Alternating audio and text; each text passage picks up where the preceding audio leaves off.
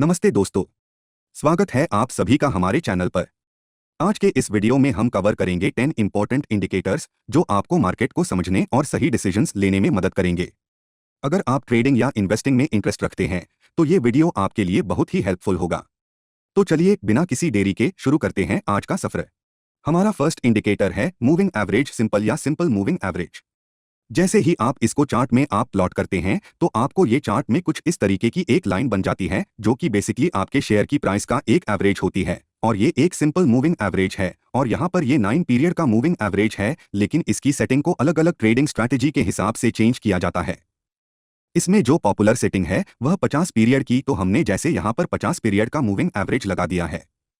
तो अब ये जो लाइन है ये पिछली 50 कैंडल्स की एवरेज प्राइस है, तो अगर कभी प्राइस अपनी एवरेज प्राइस से ऊपर चली जाती है तो माना जाता है कि प्राइस बढ़ने के चांसेस है, और अगर कभी प्राइस अपनी एवरेज प्राइस से नीचे आ जाती है तो माना जाता है कि यहां से प्राइस गिरने के चांसेस है।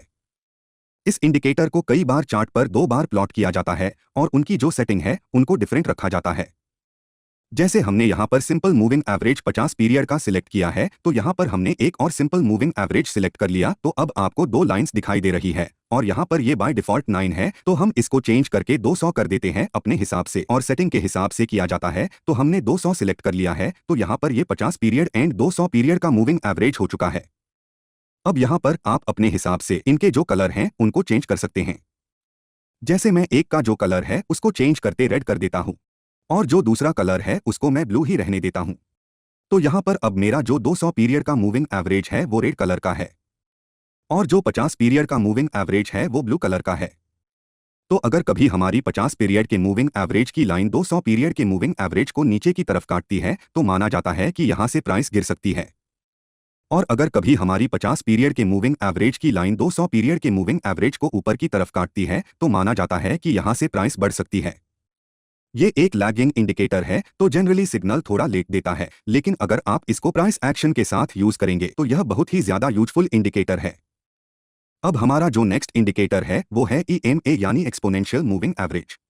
ये भी सिंपल मूविंग एवरेज की तरह ही एवरेज बताता है, बट जहां सिंपल मूविंग एवरेज में फर्स्ट कैंडल और लास्ट कैंडल को इक्वल इंपॉर्टेंट दी जाती है, वहीं एक्सपोनेंशियल मूविंग एवरेज में जो लास्ट के कुछ कैंडल्स होती हैं उनको ज्यादा इंपॉर्टेंस दी जाती है, जिससे माना जाता है कि इसकी एक्यूरेसी EMA से ज्यादा होती है। बट अगर एक्चुअल में आप देखेंगे तो बहुत ज्यादा डिफरेंस आपको देखने को नहीं मिलेगा। यहां पर अभी आपको समझने के लिए मैंने 50 पीरियड की एक्सपोनेंशियल मूविंग एवरेज लगा रखा है, लेकिन इसके साथ ही अगर मैं 50 पीरियड का सिंपल मूविंग एवरेज लगाऊंगा तो यह जो ऑरेंज लाइन है 50 पीरियड का सिंपल मूविंग एवरेज है। तो आप देख सकते हैं कि दोनों के बीच में बहुत ज्यादा डिफरेंस नहीं है।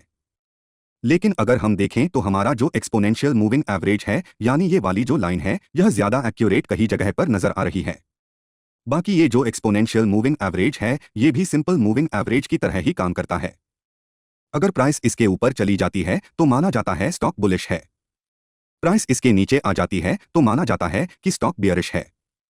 अब हमारा जो नेक्स्ट इंडिकेटर है वह बोलिंजर बैंड है। इस इंडिकेटर को लगाने के लिए आपको बोलिंजर बैंड्स लिखकर सर्च करना होता है। इंडिकेटर वाले सेक्शन में जाने के बाद और इसके बाद इस पे टाइप कर देना है। अब जैसे आप इंडिकेटर को लगा देते हैं तो यहां पर आपको 3 तरह की लाइन देखने को मिलती हैं। इसमें जो बीच में ब्लू कलर की लाइन आपको देखने को मिल रही है यह एक सिंपल मूविंग एवरेज है जो कि बाय डिफॉल्ट होता है 20 पीरियड का। इसके बाद जो आपको ऊपर वाली लाइन दिखाई दे रही है इसको कहा जाता है अपर बैंड, और जो आपको नीचे वाली लाइन दिखाई देती है इसको कहा जाता है लोअर बैंड, जो कि बेसिकली स्टैंडर्ड डिवीजन होता है इस पर्टिकुलर मूविंग एवरेज का। यानी माना जाता है कि प्राइस इतना ऊपर जा सकती है और इससे इतना नीचे आ सकती है। अब अगर सिंपली समझें तो लोगों का मानना यह होता है कि अगर प्राइस नीचे वाले बैंड के पास आ गई है तो यहां से प्राइस बढ़ने के चांसेस होते हैं, और अगर प्राइस ऊपर वाले बैंड के पास आ गई है तो यहां से प्राइस गिरने के चांसेस होते हैं। लेकिन मैंने अपने पर्सनल एक्सपीरियंस में देखा है कि जब प्राइस नीचे वाले बैंड के आसपास आ गई है तब जरूरी नहीं है कि प्राइस वहां से बढ़ जाएगी, बल्कि जब वो नीचे वाले बैंड में आने के बाद वापस ऊपर को जाने लगती है तब मानना चाहिए कि प्राइस बढ़ सकती है, और इसी तरीके से जब प्राइस ऊपर वाले बैंड में जाने के बाद वापस नीचे को आने लगती है तब आपको मानना चाहिए कि यहां से प्राइस गिर सकती है। क्लियर कर दूं कि यहां पर जो इंडिकेटर बताता है वो मैं आपको बता रहा हूं, लेकिन आपने सिर्फ इनके बेसिस पे ट्रेड नहीं लेना होता है। अगर आपने कभी भी ट्रेड लेना है तो इसके साथ साथ आपको बाकी स्ट्रैटेजी को भी यूज करना होता है। नेक्स्ट इंडिकेटर है वॉल्यूम। ये हमें बताता है कि एक पर्टिकुलर टाइम पर कितने बायर्स एंड सेलर्स अवेलेबल हैं एक पर्टिकुलर स्टॉक में। तो कहीं पर अगर वॉल्यूम बढ़ रहा है तो इसका मतलब है कि यहाँ पर ज्यादा बायर एंड सेलर्स हैं। अब इस इंडिकेटर के बारे में मैंने बहुत बार बात की है और मैंने कहा है कि इस इंडिकेटर का यूज कंफर्मेशन के लिए किया जाता है, जिसके पीछे रीजन यह है कि अगर मान लीजिए कि स्टॉक में कुछ बड़ा होने वाला है तो वहां पर जाहिर सी बात है कि ज्यादा लोग से स्टॉक में ट्रेड कर रहे होंगे या ज्यादा क्वांटिटी उसमें ट्रेड हो रही होगी, तो वो हमें वॉल्यूम से ही पता चलेगा। जैसे आप देख सकते हैं कि यहाँ पर स्टॉक में वॉल्यूम बढ़ा और उसके बाद प्राइस तेजी से गिरी है।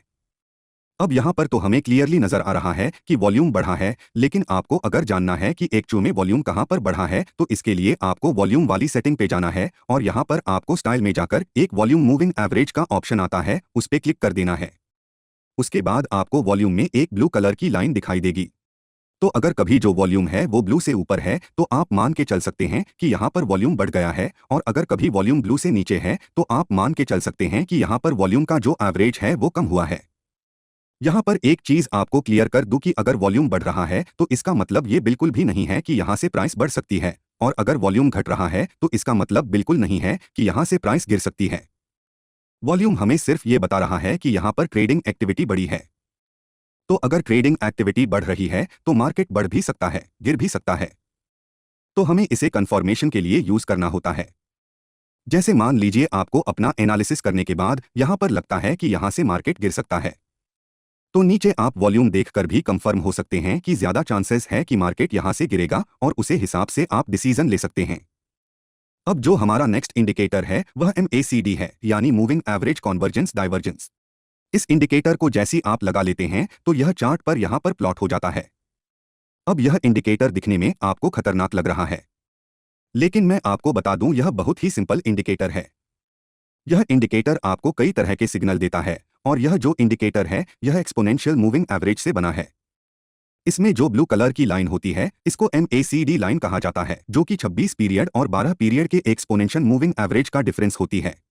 यानी ब्लू लाइन MACD लाइन है, और जो ऑरेंज कलर की लाइन है जो आपको यहाँ देखने को मिल रही है इसको सिग्नल लाइन कहा जाता है, जो कि बेसिकली 9 पीरियड का एक्सपोनेंशियल मूविंग एवरेज है। इसके अलावा आपको यहाँ पर ये जो बार्स देखने को मिल रहे हैं इसको कहा जाता है हिस्टोग्राम, और ये जो हिस्टोग्राम है ये मैक लाइन और सिग्नल लाइन के बीच का डिफरेंस होते हैं।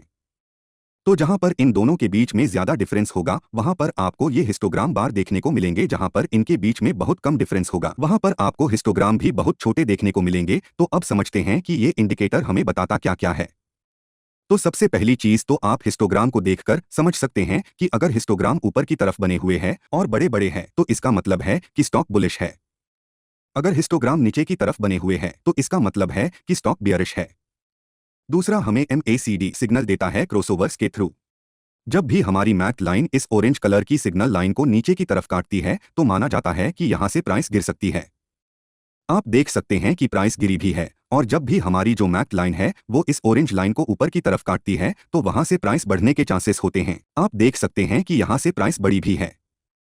इसके अलावा तीसरे तरीके से जो हमें MACD कंफर्मेशन देता है वह देता है इस बेस लाइन के थ्रू। यहाँ पर बीच में जो आपको लाइन दिखाई दे रही है यह बेस लाइन है, तो जब भी हमारी MACD line and signal line base line के ऊपर निकल जाती है तो यहाँ पर माना जाता है कि यह एक बाय सिग्नल है, और जब भी हमारी ये दोनों लाइन बेस लाइन नीचे आ जाती है तो माना जाता है कि एक सेल सिग्नल और यहाँ से प्राइस गिरने के चांसेस होता है। तो इस तरीके से MACD लाइन काम करता है। अब जो हमारा नेक्स्ट इंडिकेटर है वह सुपर ट्रेंड है। यह सबसे सिंपल इंडिकेटर है क्योंकि यह आपको बहुत इजी बता देता है कि कहां पर आपको बाय करना है और कहां पर आपको सेल करना है। तो अगर ये जो सुपर ट्रेंड है ये आपको ऊपर दिखाई दे रहा है, यानी ये जो लाइन है ये ऊपर है, तो माना जाता है कि यहाँ पर स्टॉक बियरिश है, और जैसे ये ऊपर होता है तो आप मान के चल सकते हैं कि यहाँ पे प्राइस गिर सकती है। और दूसरा, जब भी आपको दिखाई देता है कि जो सुपर ट्रेंड है वो ऊपर से नीचे आ गया और ग्रीन कलर का हो गया है तो आप यह मान के चल सकते हैं कि यहाँ से प्राइस बढ़ने के चांसेस है। ये बहुत ही सिंपल इंडिकेटर है जो आपको easily buy and sell signal देता है, लेकिन यह इंडिकेटर सिर्फ ट्रेंडिंग मार्केट में अच्छे से काम करता है। अगर मार्केट साइडवेज है तो वहां पर इस इंडिकेटर के बेसिस पे अगर आप ट्रेड लोग तो आपको बहुत सारे फॉल्स सिग्नल देखने को मिलेंगे। इस इंडिकेटर को भी आपने कभी भी अकेला ट्रेड करने के लिए यूज नहीं करना है। इसके साथ हमेशा वॉल्यूम और अदर इंडिकेटर का आपको यूज करना चाहिए। अब जो हमारा नेक्स्ट इंडिकेटर है वह है VWAP यानी वॉल्यूम वेटेड एवरेज प्राइस। इसके नाम से ही आपको समझ आ रहा है कि ये एक्चुअल में एवरेज प्राइस है। लेकिन यहाँ पर वॉल्यूम को भी वेटेज दिया गया है। अब वॉल्यूम क्या होता है ये मैं आपको पहले ही बता चुका हूँ। वॉल्यूम एक इंडिकेटर है जो हमें बताता है कि उसे पर्टिकुलर स्टॉक में कितने ट्रेडिंग की जा रही है, तो यहाँ पर मैं वॉल्यूम इंडिकेटर भी लगा देता हूँ। तो आप देख सकते हैं कि यहाँ पर जो VWAP है वो इस वॉल्यूम को भी वेटेज देकर एक एवरेज प्राइस बता रहा है। अब अभी यह VWAP आपको बोलिंजर बैंड जैसा लग रहा होगा, लेकिन मैं आपको बता दूं कि यहाँ पर जो VWAP लाइन है वह यह सिर्फ ब्लू कलर की लाइन, इसको चेंज करने के आपको सेटिंग में जाना है और बाकी जो चीज आपको यहाँ पर देखने को मिल रही है इसके स्टाइल में उनको आपने हटा देना है। तो यहाँ से आप अपर बैंड और लोअर बैंड को हटा देंगे। तो अब आपको जो यह लाइन देखने को मिल रही है यह हमारी VWAP लाइन है। तो अभी यहाँ पे जो हम VWAP यूज कर रहे हैं यह एक पर्टिकुलर सेशन का VWAP है, यानी एक पर्टिकुलर दिन का VWAP है। अगर आप इंट्राडे ट्रेडिंग करना चाहते हैं तो आपको सेशन वाला ही VWAP इस्तेमाल करना चाहिए, लेकिन अगर आप स्विंग ट्रेड करना चाहते हैं तो आपको सेशन वाला ही VWAP यूज करना चाहिए और ऐसे में जो आपका VWAP होगा वो पूरी तरीके से चेंज हो जाएगा। इसलिए VWAP जिस हिसाब की ट्रेडिंग कर रहे हैं उसे हिसाब से चेंज करना बहुत ज्यादा जरूरी है। तो यहां पर मैं वापस से सेशन वाला वीकली कर लेता हूं। तो अब यह भी बहुत ज्यादा सिंपल है। ये आपको सिर्फ इतना बता रहा है कि अगर प्राइस इस VWAP की ऊपर निकल गई है तो इसका मतलब है कि यहां से प्राइस बढ़ने के चांसेस है, और अगर प्राइस इस VWAP लाइन के नीचे आ जाती है तो इसका मतलब है कि प्राइस गिरने के चांसेस है। जिसके पीछे रीजन यह है कि बेसिकली यह जो VWAP लाइन है ये एक एवरेज प्राइस ही है और इसमें वॉल्यूम को भी वेटेज दिया गया है। तो अगर एवरेज प्राइस जिसमें वॉल्यूम को भी वेटेज दिया गया है उससे एक्चुअल प्राइस मार्केट में ऊपर निकल रही है तो इसका मतलब मार्केट में तेजी है और अभी मार्केट और ज्यादा बढ़ सकता है। और इसका उल्टा अगर कभी प्राइस जो है वो एक ऐसे एवरेज प्राइस जिसमें वॉल्यूम को भी वेटेज दिया गया है उससे नीचे आ रही है तो इसका मतलब मार्केट में मंदी है, जिस वजह से प्राइस गिरने के चांसेस होते हैं। नेक्स्ट इंडिकेटर है RSI है। ये ओवरबॉट एंड ओवरसोल्ड जोन बताता है। इसमें 3 लेवल्स बहुत ज्यादा इंपॉर्टेंट होते हैं। एक होता है 70 का लेवल, दूसरा होता है बीच में आपको लाइन दिख रही 50 का लेवल और तीसरा होता है यह 30 का लेवल। सबसे पहले 50 की बात करें तो अगर कभी जो RSI है वो 50 के ऊपर चला जाता है, यानी जो ये ब्लू लाइन है ये अगर 50 के ऊपर चली जाती है तो माना जाता है कि स्टॉक बुलिश है। अगर ये 50 से नीचे चली जाती है तो माना जाता है कि स्टॉक बियरिश है। दूसरा, अगर हमारी ये RSI लाइन 70 के ऊपर चली जाती है और ऊपर जाने के बाद जब वो वापस आती है तो माना जाता है कि स्टॉक ओवरबॉट हो चुका है और अब उसकी प्राइस गिरने के चांसेस है। और इसका उल्टा, अगर कभी ये RSI लाइन 30 के नीचे चली जाती है और नीचे जाने के बाद जब वो वापस 30 के ऊपर आती है तो माना जाता है कि स्टॉक ओवरसोल्ड हो चुका था और अब प्राइस बढ़ने के चांसेस है। इस इंडिकेटर की डिफॉल्ट सेटिंग 14 पीरियड की जो कि बेस्ट माना जाती है, बट आप अपने हिसाब से एडजस्ट भी कर सकते हैं। नेक्स्ट इंडिकेटर है पिवट पॉइंट स्टैंडर्ड। ये इंडिकेटर आपको चार्ट में सपोर्ट एंड रेजिस्टेंस बताता है। अब जैसे ही आप इस इंडिकेटर को यहां पर लगा देंगे तो आपको चार्ट बड़ा अजीब सा नजर आएगा और समझने में बहुत मुश्किल लगेगा। तो यहां पर आपको सबसे पहले कुछ सेटिंग्स पर चेंज करना होता है। तो अभी हम जो सेटिंग्स चेंज कर रहे हैं आपने भी सेम चेंजेस सेटिंग में कर देना है। तो जैसी आप यह सेटिंग कर देंगे तो अब आपको चार्ट को देखना काफी इजी हो गया है। यहाँ पर आपको दिखाई दे रहा है R1, तो ये जो R1 है ये हमारा पहले रेजिस्टेंस है। यहाँ पर R2 दिखाई दे रहा है, ये जो R2 हमारा सेकंड रेजिस्टेंस है। ऐसे ही आपको जो चार्ट में S1 दिखाई दे रहा है यह हमारा पहला सपोर्ट है और जो S2 दिखाई दे रहा है ये हमारा सेकंड सपोर्ट है। इसके अलावा यहाँ पर ये आपको P नाम की जो लाइन है इसको पिवट लाइन कहा जाता है और माना जाता है कि अगर शेयर की प्राइस पिवट लाइन के नीचे ओपन हुई है तो पूरे दिन जो प्राइस है वो पिवट लाइन के नीचे ही रहेगी, और अगर प्राइस लाइन के ऊपर ओपन हुई है तो पूरे दिन जो प्राइस है वो पिवट लाइन के ऊपर ही रहेगी। तो अगर आपको किसी भी चार्ट में सपोर्ट और रेजिस्टेंस ढूंढने में दिक्कत आती है तो आप इस इंडिकेटर का यूज कर सकते हैं।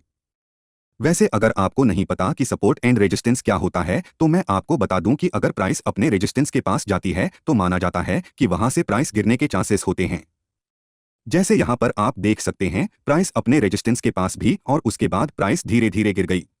इसका उल्टा, अगर मान लीजिए प्राइस अपने सपोर्ट के पास जाती है, जैसे यहाँ पर प्राइस सपोर्ट के पास गई है, तो माना जाता है कि यहाँ से ट्रेंड रिवर्स कर सकता है और प्राइस के बढ़ने की चांसेस होते हैं। बट इसके साथ ही ये भी माना जाता है कि अगर कभी प्राइस अपने रेजिस्टेंस को ब्रेक कर देती है, जैसे यहाँ पर इसका फर्स्ट रेजिस्टेंस था और प्राइस ने इस रेजिस्टेंस को ब्रेक कर दिया, तो इसके बाद प्राइस बहुत तेजी से बढ़ सकती है। और इसका उल्टा, अगर कभी प्राइस अपने सपोर्ट को नीचे की तरफ ब्रेक कर देती है तो वहां से प्राइस बहुत तेजी से गिर भी सकती है। तो इस तरीके से सपोर्ट एंड रेजिस्टेंस काम करता है। नेक्स्ट इंडिकेटर है पैराबोलिक सार। जैसे ही आप इस इंडिकेटर को चार्ट में लगाते हैं तो उसके बाद आपके चार्ट में कुछ इस तरीके के डॉट्स बन जाते हैं। अब ये इंडिकेटर बहुत ही ज्यादा सिंपल है, क्योंकि जब भी ये जो डॉट्स हैं ये आपको प्राइस के ऊपर दिखाई दे रहे हैं, तो आप यहाँ पर मान के चल सकते हैं कि जो स्टॉक है वो डाउन ट्रेंड में है। और जब भी ये डॉट्स आपको प्राइस के नीचे दिखाई दे रहे हैं, तब आप मान के चल सकते हैं कि जो स्टॉक है वो अब ट्रेंड में है। यानी इस इंडिकेटर के थ्रू आप चार्ट का ट्रेंड पता कर सकते हैं। इसके साथ साथ अगर आप ट्रेडिंग करते हैं तो वहां पर ट्रेलिंग स्टॉप लॉस बहुत इंपॉर्टेंट कॉन्सेप्ट है। तो इस इंडिकेटर के बेसिस पर आप ट्रेलिंग स्टॉप लॉस भी सेट कर सकते हैं। तो यह इंडिकेटर बहुत ही easily buy and sell signal देता है। अभी भी अगर आप शेयर नहीं कर रहे हैं तो बहुत सारे लोगों तक जानकारियां नहीं पहुंचेंगी। हम चाहते हैं कि ये लोगों तक पहुंचे। अभी तक अगर आपके पास डीमैट अकाउंट नहीं है, लीडिंग ब्रोकर के लिंक मैं आपको डिस्क्रिप्शन में दे दूंगा, जाइए और अपना फ्री डीमैट अकाउंट आज ही खोलिए। तब तक के लिए आप हमारे चैनल को सब्सक्राइब एंड लाइक करना ना भूले। ऐसे ही वीडियोस हमारे चैनल पे आते रहेंगे।